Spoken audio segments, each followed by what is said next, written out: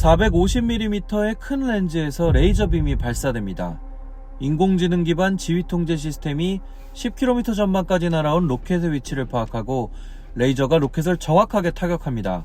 적의 드론과 박격포 공격도 레이저 앞에선 힘을 못 씁니다. 이스라엘이 자랑하는 차세대 방공 시스템 아이언빔입니다. 아이언빔은 요격률이 99%나 된다고 하는데 공상과학에나 나올 법한 이야기가 현실이 된 것입니다. 봉주아투스, 안녕하세요. 동아일보 채널의 파리특파원 유근영입니다. 2023년 시작된 가자지구 전쟁이 2년 만에 1단계 휴전에 돌입했습니다. 하지만 아직 크고 작은 충돌이 계속되고 있는데요. 제가 이스라엘 현장을 지금 취재하고 돌아왔습니다. 제가 그곳의 생생한 분위기 전달드리도록 하겠습니다.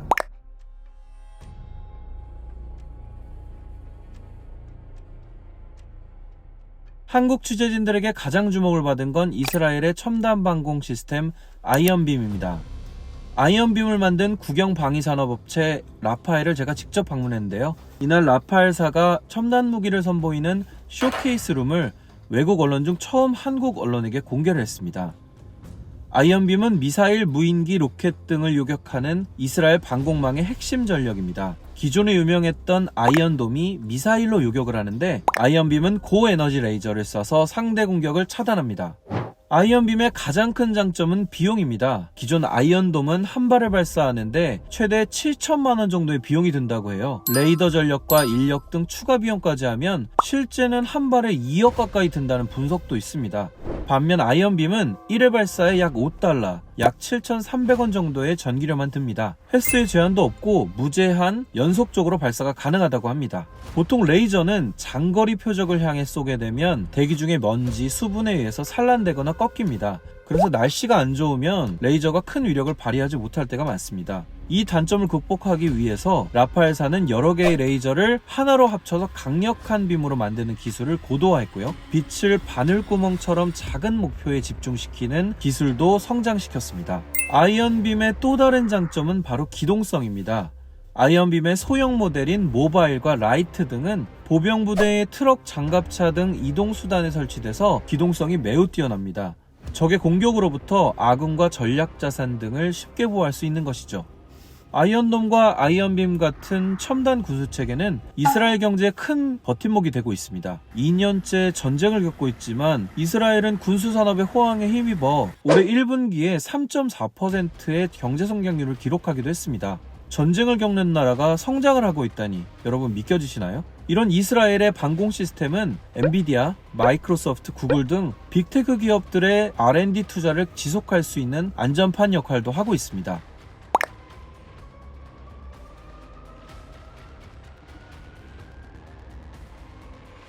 (2023년 10월) 하마스의 기습으로 시작된 가자 전쟁은 2년간 약 7만 명 정도의 사망자를 낼 정도로 많은 상처를 남겼습니다. 직접 둘러본 가자지구 접경지대에는 그 상처가 오롯이 남아 있었습니다. 제가 가자지구에서 약 1.3km 떨어진 이스라엘 남부 스데롯 전망대를 가봤는데요. 그곳에서 바라본 가자지구는 사실상 폐허처럼 보였습니다. 제가 설명을 들어보니 전쟁 시작 전에는 주택도 많고 농경지대였는데 2년 동안 거의 황무지로 변했습니다. On October 7th, something that we never expected could happen happened. All those fences were broken, and Hamas terrorists came inside Israel. This whole area was under Hamas control for a good few hours. Here, the children, they actually learn how to run from a siren, from a rocket, before they learn how to even walk or dance or sleep. These areas, when the rocket comes, we have about 10 seconds until it falls, or 15 seconds. So, by the way, if there is a rocket, right now we don't have a shelter near enough, so we have to drop on the floor and put our hands on our head.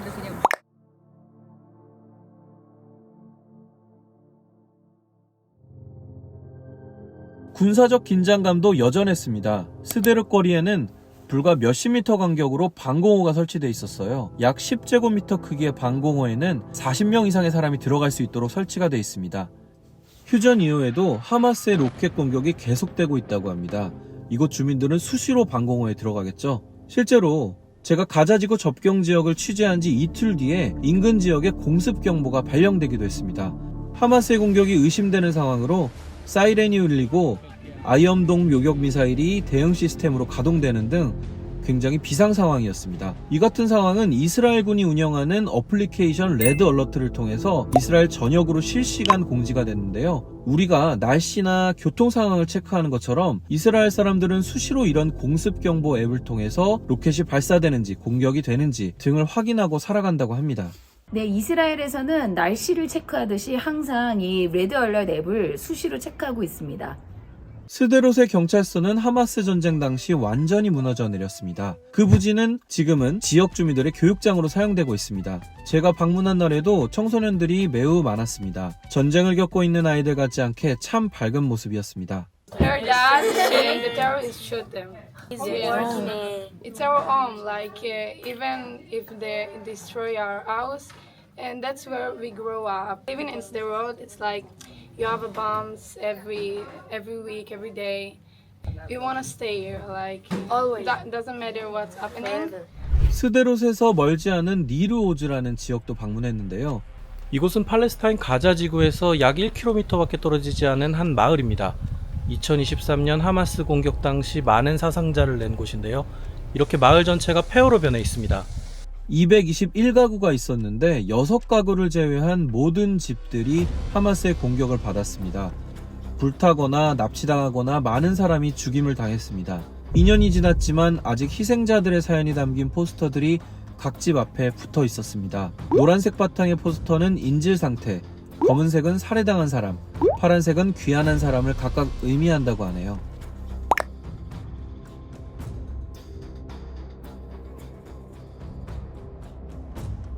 하마스의 공격이 시작된 2023년 10월 7일 수백 명의 사상자를 낸 노바 뮤직 페스티벌 현장도 제가 방문했는데요. 희생자들을 추모하는 사진과 글들이 빼곡했습니다. 시신들 사이에서 죽은 척을 하는 등 기지를 발휘해서 기적적으로 생존한 마잘 타자 씨를 만나 당시 상황을 들어봤습니다. 테러리스트들이 바닥에 누워있는 자신을 죽은지 확인하려고 총 개머리판으로 목 부위를 때렸다고 합니다. 무의식적으로 손으로 목을 보호하고 있어서 다행히 치명상은 입지 않고 살아남았다네요. 이곳 뮤직 페스티벌 부지는 지금은 많은 추모객들이 몰리는 명소로 자리 잡고 있습니다.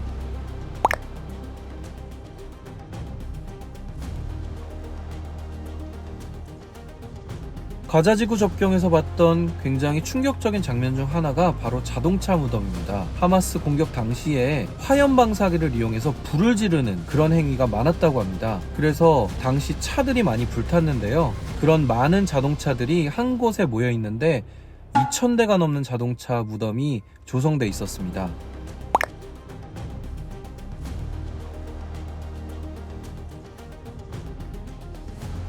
이스라엘 전역은 언제든지 전시체제로 전환할 수 있는 준비가 돼 보였습니다. 이스라엘 북부 중심 도시 하이파의 람반 병원은 15시간 만에 지하주차장을 병상으로 전환하는 시스템을 갖추고 있습니다. 현재 람반 병원의 지하주차장은 이렇게 차들로 가득한데요. 적의 공격에 병원이 타격을 받을 우려가 높다고 여겨지면 즉시 1200병상 규모의 지하 병원으로 전환됩니다. 최대 2500명까지 수용할 수 있다고 해요. 특히 응급수술이 가능한 무균 공간은 항시 준비가 되어 있습니다. 제가 가봤는데 굉장히 신기하더라고요. 이 지하주차장은 다른 주차장과 달리 특수 공조 시스템이 작동하고 있고요. 에어컨, 간이 화장실, 침상, 샤워 시설들이 미리 구비되어 있다고 합니다. 가자 전쟁의 상흔은 접경지대가 아니라 이스라엘 중심 도시 곳곳에도 남아 있습니다. 도시 전체가 거대한 추모 공간처럼 느껴지기도 했습니다. 하마스가 인질로 끌려갔다 기적적으로 살아남은 사람들의 고통은 이루 말할 수가 없습니다. 눈앞에서 가족들이 희생되는 걸 지켜본 사람들도 많아요. 대표적인 공간이 이스라엘 텔아비브 중심부에 마련된 인질 광장인데요. 이곳은 가자 전쟁 당시 희생된 사람들을 기억하려는 추모의 공간입니다. 곳곳에서 희생자와 생존자들의 이야기가 포스터로 만들어져 여기저기 붙어 있고요. 하루에도 수백 명 이상의 사람들이 이곳을 찾아 추모한다고 합니다. This square in the past 2 years has become the focal point for people from all across the country to come here to be together for a mutual cause to share the trauma. 저는 이스라엘 남부에서 하마스에 납치됐다가 129일간의 억류 끝에 기적적으로 석방된 루이스 하르시를 만났습니다. 인질생활 동안 음식의 양이 적어서 체중이 16kg나 빠졌다고 합니다. 그는 살아 돌아온 것이 연신 행운이었다고 말했습니다. Here and trapped to and kidnapping again. No, sometimes some noise or like in a motorcycle Yeah. or something. Okay, and you remember what happened, but call self from inside and to say, I am here. Some people it's more difficult. We're living in kibbutz in the south and we listen bombs all the time and boom. I try to give the security for the children. 물론 팔레스타인도 이스라엘의 보복 공격으로 큰 피해를 입었습니다. 2년 동안 이스라엘의 사망자 약 2,000명보다 훨씬 많은 7만 명 가까운 사망자가 나왔다는 주장도 있는데요. 특히 이스라엘이 가자 지구를 장시간 봉쇄하면서 무고한 민간인 아사자가 속출하기도 했습니다. 물이나 식량을 구하러 구호 텐트를 갔다가 공습이나 총격을 받고 숨진 민간인들도 있었어요. 외신에 따르면 휴전 이후에도 이스라엘의 공습이 지속되면서 최소 300명이 사망했다고 합니다. 이 때문에 이스라엘이 전쟁을 너무 오래 끌면서 많은 민간인을 희생시켰다는 비판 여론도 적지 않습니다. ל-7 באוקטובר, אתה התכתבת עם יחיא סינואר, אתה העברת כסף הקטרי לחמאס בניגוד לדעתי, אתה הובלת כל המדיניות ההכלה, כל האחריות עליך, ברחת מאחריות כל הזמן, אבל לא תוכל לברוח מעולם. 가자지구 1단계 휴전에도 불구하고 이스라엘 곳곳은 불안해 보였습니다. 국제사회가 중동 문제에 조금 더 관심을 가지고 좀 더 적극적인 목소리를 냈으면 합니다. 특파원 토크 툭톡 오늘은 여기까지입니다. 다음에 더 재밌는 이야기로 돌아오겠습니다. 오바.